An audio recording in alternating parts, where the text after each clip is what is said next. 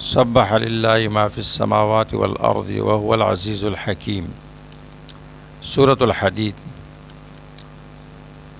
سورۃ الحدید سے لے کر سورۃ ملک تک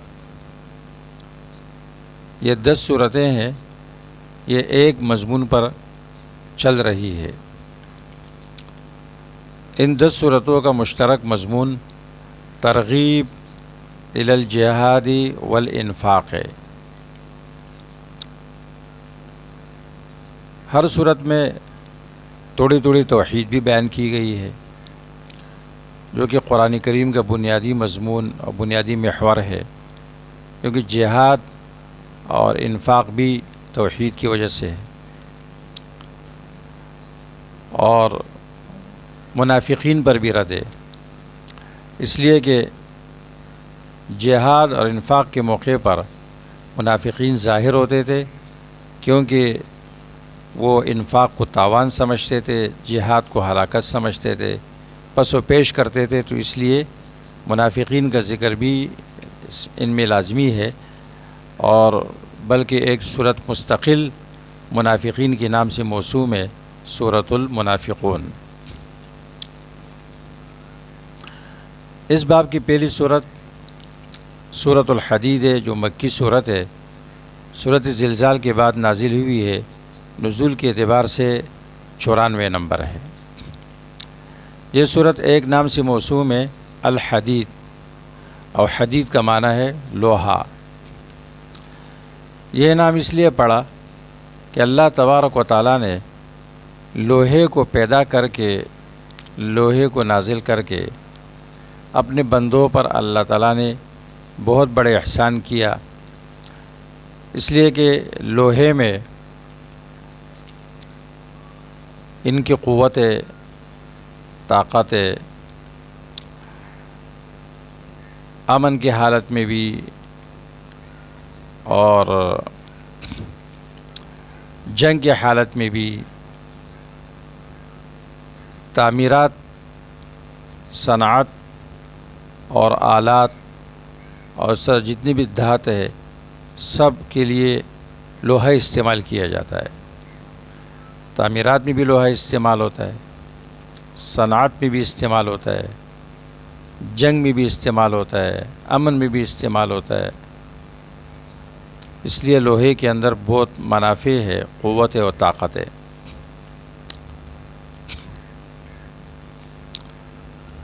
سورۃ الحدید کا ربط پہلی سورت کے ساتھ۔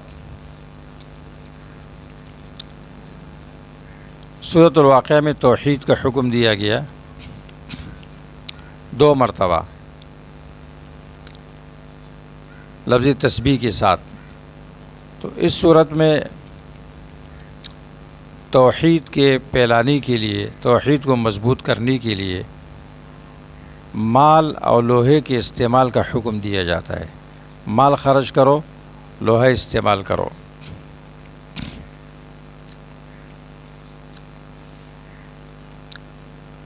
سورت کا بنیادی مضمون اور خلاصہ۔ سورت کا بنیادی مضمون ترغیب الی الجہاد والانفاق ہے۔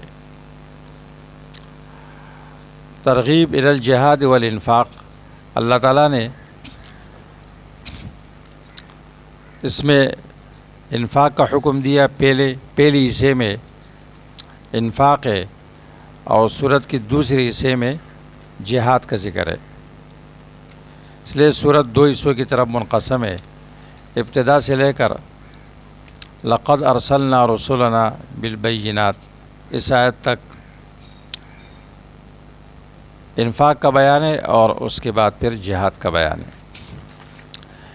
انفاق کی ترغیب دی گئی ہے 5 طریقوں سے۔ سورت کے ابتدا میں توحید تسبیح کے ساتھ سبح للہ، پھر توحید کی دلائل ہے، اس کے بعد پھر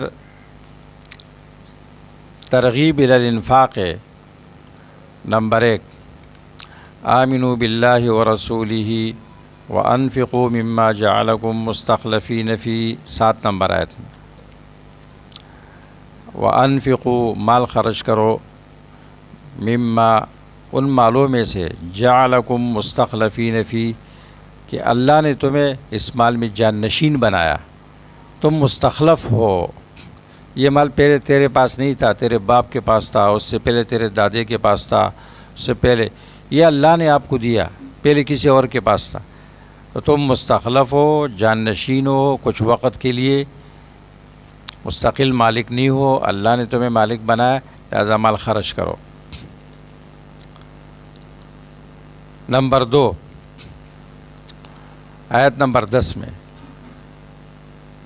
وَمَا لَكُمْ أَلَّا تُنْفِقُوا فِي سَبِيلِ اللَّهِ وَلِلَّهِ مِيرَاثُ السَّمَاوَاتِ وَالْأَرْضِ، کیا ہوا تمہیں اللہ کے راستے میں مال خرچ نہیں کرتے ہو؟ ہر چیز کا آخری مالک اللہ ہے، زمین آسمان کی میراث یہ اللہ کے لیے ہے، اللہ کے لیے رہ جائے گا۔ الوارث اللہ کی ذات ہے، الذی یرث الارض ومن علیہا۔ نمبر 3، آیت نمبر 11، چلو مال تمہارا ہے، مجھے قرض دے دو تمہیں ڈبل ملے گا۔ من ذا الذی یقرض اللہ قرضا حسنا فیضاعفہ لہ ولہ اجر کریم۔ نمبر 4، 20 نمبر آیت، تم مال خرچ نہیں کرتے ہو تو مال کی حیثیت ہی کیا ہے؟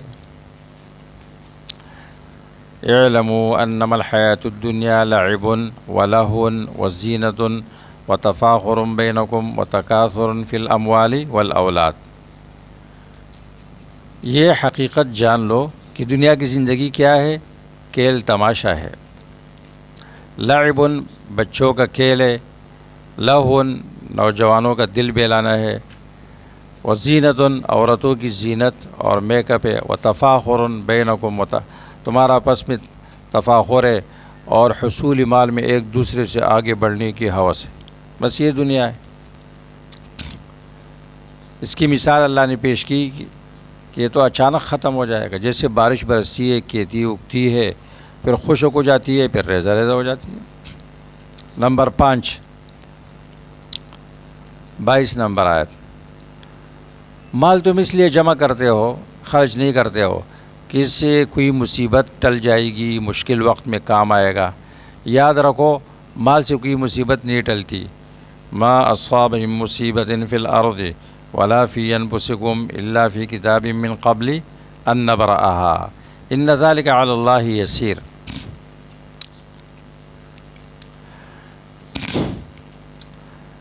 مال سے مصیبت نہیں ٹلتی ورنہ مالداروں پر کوئی مصیبت نہ آتی۔ لوگ کہتے ہیں پیسہ بچاؤ مشکل وقت میں کام آئے گا، پیسے سے مشکلات حل نہیں ہوتے ہیں۔ سورت کی دوسرے حصے میں جہاد ہے۔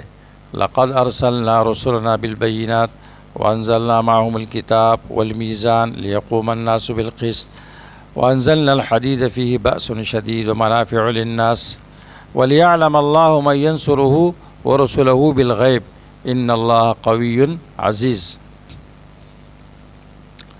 ہم نے انبیاء کو بھیجا، کتابیں بھیجی اور میزان عدل و انصاف قائم کرنے کے لیے، اور لوہے کو پیدا کیا جس میں سخت جنگ کے آلات اور منافع ہے۔ 3 چیزیں اس آیت کے اندر بیان کی گئی، 3 چیزیں دنیا سے فساد ختم کرنے کے لیے اور نظام عدل قائم کرنے کے لیے 3 چیزیں بیان کی گئی: قوانین الہیہ، میزان اور قوت نافذہ۔ اور مقصد کیا ہے؟ لوگوں کے امتحان۔ وَلِيَعْلَمَ اللَّهُ مَن يَنصُرُهُ وَرُسُلَهُ بِالْغَيْبِ، کون اللہ کی دین کی مدد کرتا ہے، کون اس کو نافذ کرتا ہے، کون اس کی سربلندی کے لیے کوشش کرتا ہے۔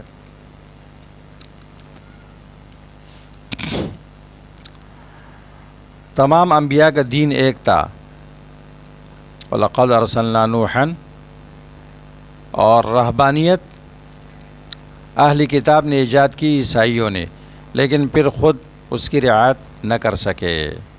یہ سورت کا خلاصہ ہے، سورت کی امتیازات اور خصائص کا بیان۔ نمبر 1،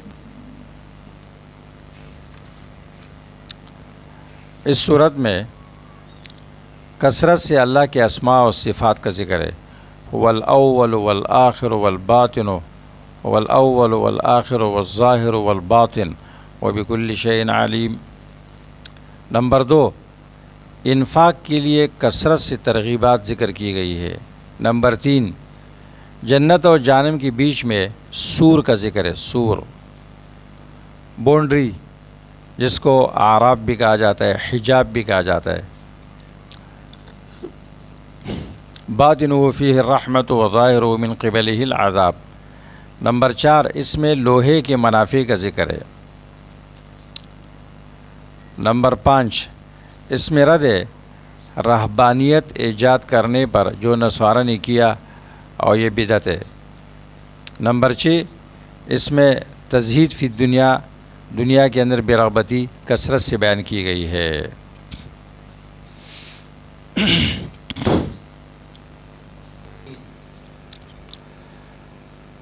سورۃ حدید کے فوائد و لطائف کا بیان۔ سورت کی ابتدا ایمان لانے کے حکم سے ہوئی ہے، آمنوا باللہ ورسول، اور اس کے ساتھ انفاق کو بھی اللہ نے ملایا ہے، آمنوا باللہ ورسولہ وانفقوا مما جعلکم مستخلفین فیہ۔ جبکہ سورت کا اختتام اس بیان پر ہوا ہے کہ اللہ تعالیٰ بہت بڑے فضل والے ہیں، لئلا یعلم اہل الکتاب الا یقدرون علی شیء من فضل اللہ وان الفضل بید اللہ یؤتیہ من یشاء واللہ ذو الفضل العظیم۔ 29 نمبر آیت۔ اس میں اللہ تبارک و تعالیٰ یہ بیان کرنا چاہتے ہیں کہ اللہ تعالیٰ اپنے بندوں میں سے، بعض مخلوقات میں سے اللہ تعالیٰ بہت زیادہ کریم ہے، اپنے بندوں اور مخلوق کی بنسبت بہت زیادہ کریم اور مہربان ہے۔ لہذا اس کے بندوں میں سے جو شخص اپنے مال میں سے خرچ کرتا ہے جو اس کے خرچے سے زائد ہو، تو اللہ تبارک و تعالیٰ اس کو اس کا عوض عطا فرماتے ہیں، اس کا بدل ضرور عطا فرماتے ہیں، دنیا میں بھی آخرت میں بھی۔ اس لیے سورت کا بنیادی محور کیا ہے؟ دل کی سختی کا سب سے بہترین اور مضبوط علاج کیا ہے؟ انفاق فی سبیل اللہ۔ انفاق فی سبیل اللہ قساوت قلب کا سب سے مضبوط علاج ہے۔ سورت کے موضوعات۔ نمبر 1، اللہ تعالیٰ کی تسبیح، اللہ تعالیٰ کی قدرت، اللہ کے علم کا بیان، آیت نمبر 1 سے لے کر 6 تک۔ نمبر 2، انسان مال پر جانشین ہے، مال اصل اللہ کی ملکیت ہے، دوسرے کے مال پہ بیٹھ کر فخر کرتا ہے، غرور کرتا ہے، آیت نمبر 7۔ تیسرا موضوع، ایمان والوں کو وعدہ یاد دلایا گیا جو انہوں نے اللہ کے ساتھ کیا، آیت نمبر 8۔ چوتھا موضوع، فتح سے پہلے فضیلت کی انفاق کی فضیلت اور فتح مکہ کے بعد انفاق کی فضیلت کا بیان، آیت نمبر 10۔ پانچواں موضوع، قیامت کے دن منافقین کی تردد اور حیرانی کا بیان، آیت نمبر 13-15۔ جیسے دنیا میں وہ حیران تھے مسلمانوں اور کافروں کے بیچ میں، اسی طرح وہاں بھی حیران ہو جائیں گے اور اندھیرے میں رہ جائیں گے، اور ایمان والوں سے کہیں گے انظرونا نقتبس من نورکم، تھوڑا ہمارا خیال رکھو، ہمارا انتظار کرو، ہمیں بھی ساتھ لے جاؤ، ہمیں تمہاری روشنی چاہیے۔ جواب ملے گا ارجعوا وراءکم فالتمسوا نورا، یہ روشنی یہاں نہیں ملتی، دنیا کی طرف چلے جاؤ۔ چھٹا موضوع، انفاق کی برکت اور اس کی فضیلت اور اس کے اثر کا بیان کہ وہ اس کا فائدہ خود انسان کو ہوتا ہے۔ آیت نمبر 18۔ ساتواں موضوع رذیل زائل ہونے والی دنیا کی حقیقت کا بیان۔ اعلموا انما الحیات الدنیا لعب و لہو۔ آٹھواں موضوع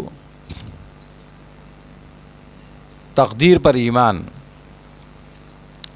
اللہ تعالیٰ کے فیصلوں پر اور تقدیر پر ایمان لانا یہ مصیبت کے وقت مومن کے دل کو مضبوط کر لیتا ہے اور مومن کو غرور اور فخر سے بھی روکتا ہے۔ کوئی بھی مصیبت آتی ہے مومن تقدیر کے حوالے کر کے فارغ ہو جاتا ہے اور غرور بھی نہیں کرتا ہے۔ آیت نمبر 22، آیت نمبر 24۔ نواں موضوع انبیاء علیہ السلام کے ارسال اور آسمانی کتابوں کے نازل کرنے کی حکمت بیان کی گئی۔ وہ حکمت کیا ہے؟ عدل و انصاف قائم کرنا، حق قائم کرنا۔ آیت نمبر 25۔ اور تین چیزیں وہاں بیان کی گئی: قوانین الہیہ، میزان اور قوت نافذہ۔ قرآن کریم میں یا ایھا الذین آمنوا سے خطاب ہمیشہ مسلمانوں کو کیا گیا ہے۔ پورے قرآن میں جتنی بھی یا ایھا الذین آمنوا ہے مخاطب مسلمان ہے، لیکن سورۃ حدید کی آیت نمبر 28 میں یا ایھا الذین آمنوا اتقوا اللہ، یہ خطاب اہل کتاب کو ہے کہ پہلے تم ایمان لا چکے ہو، اب اس پیغمبر پر ایمان لے کر آؤ، ڈبل اجر ملے گا۔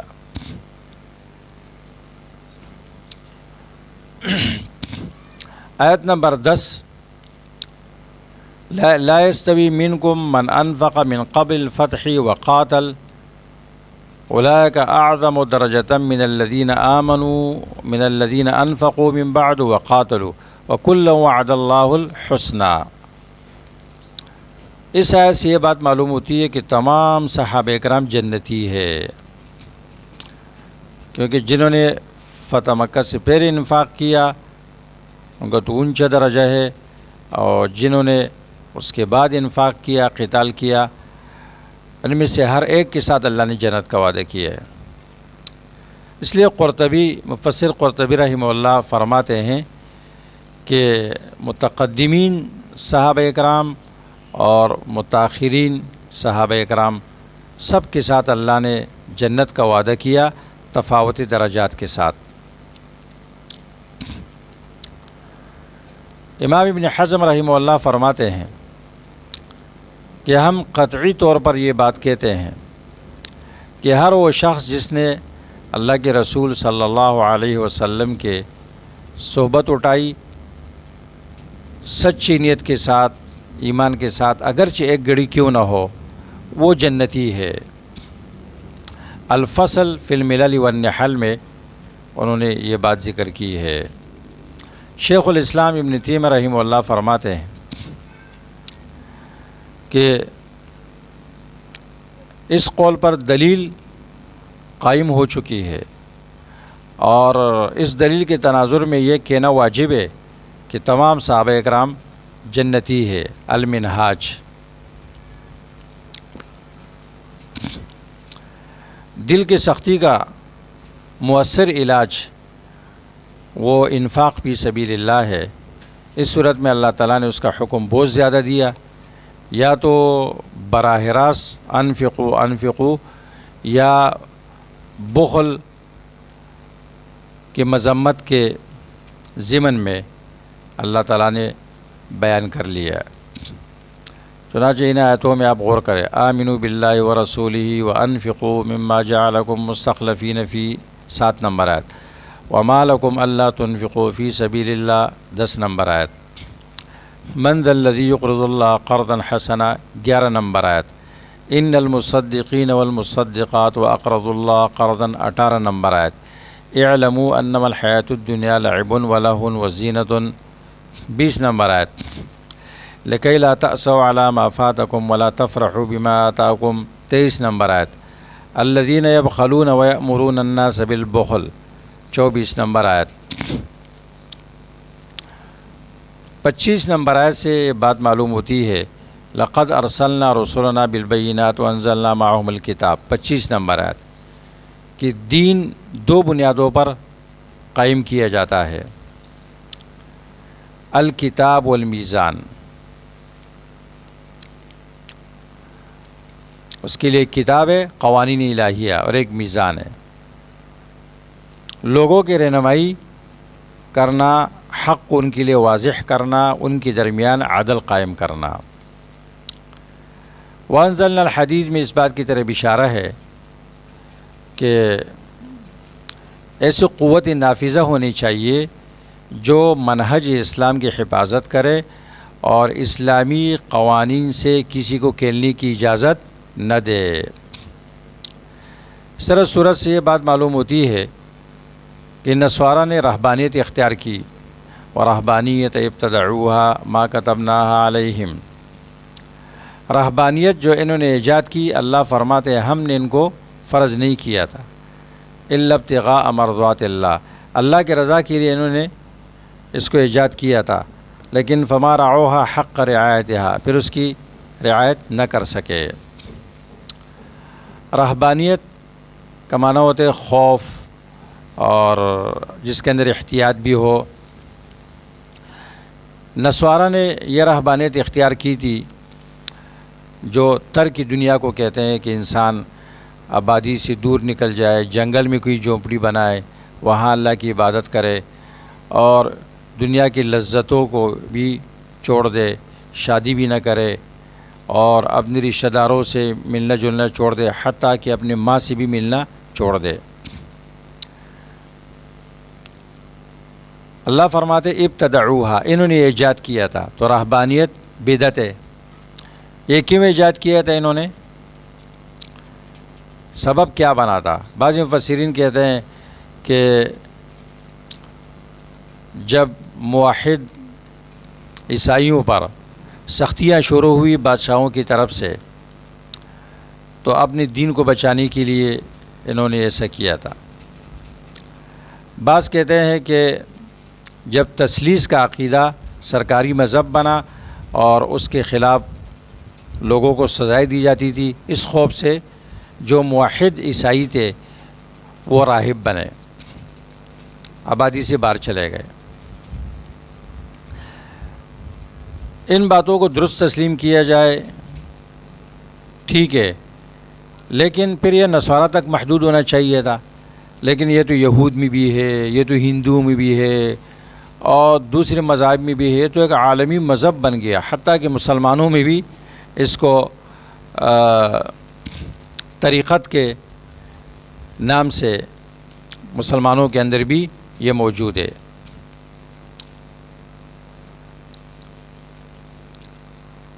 رہبانیت بدعت ہے۔ عیسائیوں نے جب اس کو ایجاد کیا اور انہوں نے شادی کرنا چھوڑ دیا، حتیٰ کہ اپنے اقارب سے ملنا چھوڑ دیا، حتیٰ کہ اپنی ماں سے ملنا بھی چھوڑ دیا۔ جریج کا واقعہ کتنا مشہور ہے بنی اسرائیل میں، ماں بیچاری دیکھنے جاتی تھی، یہ ظالم راہب ماں سے بھی ملنا پسند نہیں کرتے تھے، تو جریج کی ماں بڑا عابد تھا، وہ گئی بیچاری اور آواز دے رہی تھی، یا جریج یا جریج۔ جریج نے ماں کی آواز پہچان لی، لیکن پھر بھی جواب نہیں دیا، عبادت میں مصروف تھے۔ دوسرے دن وہ بیچاری پھر گئی، پھر اس نے ماں کو آواز نہیں دی اور اس کو چہرہ دکھانا بھی گوارا نہیں کیا، تو ماں نے بد دعا دی اور اللہ نے اس کی بد دعا سن لی اور فاحشہ عورت کا الزام اس پر لگا۔ قصہ مشہور ہے۔ ماں تک کے ساتھ یہ ملاقات نہیں کرتے تھے۔ اسلام میں اس کی اجازت نہیں ہے، اسلام میں لا رہبانیت فی الاسلام، اسلام میں رہبانیت نہیں ہے۔ 3 صحابہ اکرام نے پیشکش کی، ایک نے کہا میں شادی نہیں کروں گا، ایک نے کہا میں سوؤں گا نہیں عبادت کروں گا، اور ایک نے کہا کہ میں ہمیشہ روزے رکھوں گا۔ اللہ کے رسول نے سخت رد فرمایا کہ میں تو سوتا بھی ہوں، میں شادی بھی کرتا ہوں، میں روزہ بھی رکھتا ہوں، افطار بھی کرتا ہوں، جو میری سنت سے اعراض کرے گا اس کا مجھ سے کوئی تعلق نہیں۔ لہٰذا ان چیزوں کو اختیار کرنا یہ دین میں بدعت ہے، اور پیغمبر نے اس کو گمراہی قرار دی۔ وَمَن رَغِبَ عَن سُنَّتِی فَلَیسَ مِنِّی، اسلام میں اس کی اجازت نہیں ہے۔ جب عیسائیوں نے اس کو عبادت بنایا اور جو کچھ انہوں نے ایجاد کیے یہ سب فطرت کے خلاف تھا، کہا جی ہم شادی نہیں کریں گے، عورت سے بہت زیادہ نفرت پائی جاتی تھی اس میں، تو ہوا کیا کہ فحاشی کا دروازہ کھل گیا، ان کے گرجے عبادت خانے وہ زنا کے اڈے بنے، اور اس میں حرامی بچے پیدا ہونے لگے۔ بعض حرامی بچے پیدا ہوتے ہی وہ قتل کر دیے جاتے تھے، اور بعض کسی گرجے کے اور راہب کی نظر کیے جاتے تھے۔ اور آج تک ان میں یہ موجود ہے کہ جو راہبات ہوتی ہے اور جو راہب ہوتے ہیں ان کے اسکینڈل اور ان کے بدکاریاں وہ منظر عام پر آ رہی ہے، کیونکہ فطرت کو انسان کیسے ختم کر سکتا ہے؟ دین اسلام میں خلاف فطرت پابندیاں بالکل نہیں ہے کہ اپنے نفس کو عذاب دینا۔ کہتے ہیں نفس جو ہے نا یہ بڑا خطرناک ہے، جسم جو ہے نا یہ بہت خطرناک ہے، اور اس کو کمزور کرنا بہت لازمی ہے۔ وہ اپنے جسم کو عذاب دیتے ہیں، حالانکہ ہماری دین میں ہے ان لنفسک علیک حق، آپ کے نفس کا آپ کے اوپر حق ہے، اور تیری بیوی کا تیرے اوپر حق ہے، آپ سے ملاقات کرنے والے کا آپ کے اوپر حق ہے، ہر حقدار کو اس کا حق دو۔ تو لا رہبانیت فی الاسلام، یہ ربانی امت ہے، رہبانی نہیں ہے، رہبانیت کی اجازت قطعاً نہیں ہے اسلام میں۔